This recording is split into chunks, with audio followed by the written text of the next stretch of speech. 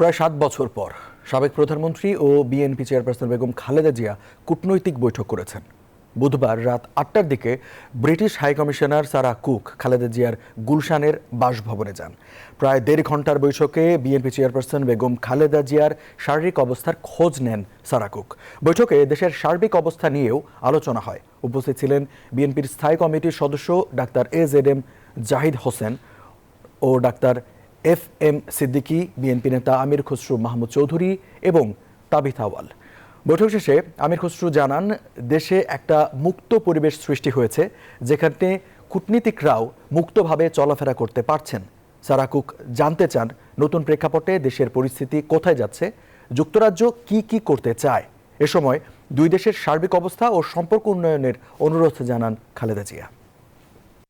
স্বাভাবিকভাবে ওদের প্রধান বিষয়টা ছিল ম্যাডামের শরীর কেমন আছে, ভালো আছে কিনা, উনি কি বাইরে চিকিৎসার জন্য যাওয়ার জন্য ওনার শারীরিকভাবে ওনার প্রস্তুতি আছে কিনা, ঠিক আছেন কিনা।